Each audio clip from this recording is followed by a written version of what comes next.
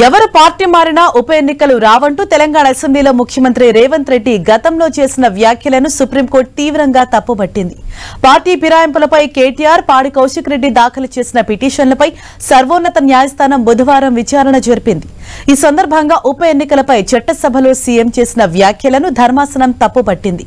ఇలాంటి వ్యాఖ్యలు చేయడం రాజ్యాంగంలోని 10వ షెడ్యూల్ని సీఎం స్థాయి హోదాలోని అపహాస్యం చేయడం కిందికే వస్తుందని కోర్టు వ్యాఖ్యానించింది.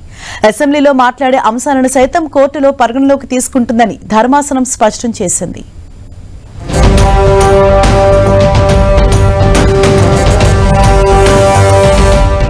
ఎవరు పార్టీ మారినా ఉప ఎన్నికలు రావంటూ తెలంగాణ అసెంబ్లీలో ముఖ్యమంత్రి రేవంత్ రెడ్డి గతంలో చేసిన వ్యాఖ్యలను సుప్రీంకోర్టు తీవ్రంగా తప్పుపట్టింది. పార్టీ ఫిరాయింపులపై కేటీఆర్, పాడి కౌశిక్ రెడ్డి దాఖలు చేసిన పిటిషన్లపై సర్వోన్నత న్యాయస్థానం బుధవారం విచారణ జరిపింది. ఈ విచారణ సందర్భంగా పిటిషనర్ల తరపున సీనియర్ న్యాయవాది సుందరం ఉప ఎన్నికలు రావంటూ అసెంబ్లీలో సీఎం చేసిన ప్రకటనను బెంచ్కు చదివి వినిపించారు. సీఎం కామెంట్స్ పై జస్టిస్ గవాయ్ అసంతృప్తి వ్యక్తం చేశారు. శాసనసభలో సీఎం కామెంట్స్ 10వ షెడ్యూల్ను అపహాస్యం చేసేలా ఉన్నాయని అన్నారు.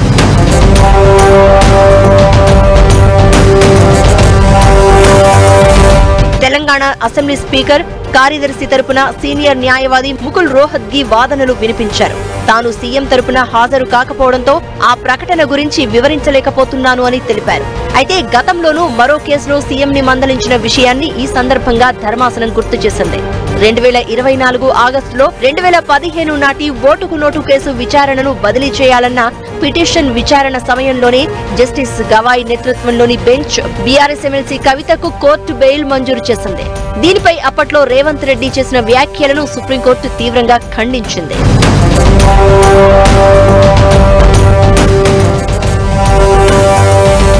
ఈ మధ్య ఉప ఎన్నికలపై చట్టసభల్లో సీఎం చేసిన వ్యాఖ్యలను ధర్మాసనం తప్పుపట్టింది.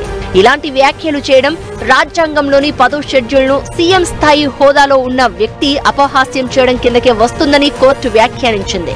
ఇలాంటి వ్యాఖ్యలు మళ్లీ పునరావృతం కాకుండా సీఎంను హెచ్చరించాలని న్యాయవాది ముకుల్ రోహత్గికి సూచించింది. ఎట్టి పరిస్థితుల్లోనూ ఈ తరహా వ్యాఖ్యలు ఉపేక్షించబోమని, అవసరమైతే కోర్టు ధిక్కారంగా భావించాల్సి వస్తుందని హెచ్చరించింది. తాము అన్ని ఆలోచించే కోర్టు ధిక్కార నోటీసులు ఇస్తున్నామని, అంత మాత్రాన తమకు అధికారాలు లేవని కాదని తెలిపింది. అసెంబ్లీలో రాజకీయ నేతలు చేసే ప్రకటనలకు పవిత్రత ఉంటుందని, అసెంబ్లీలో మాట్లాడే అంశాలను సైతం కోర్టులో పరిగణలోనికి తీసుకుంటుందని ధర్మాసనం స్పష్టం చేసింది.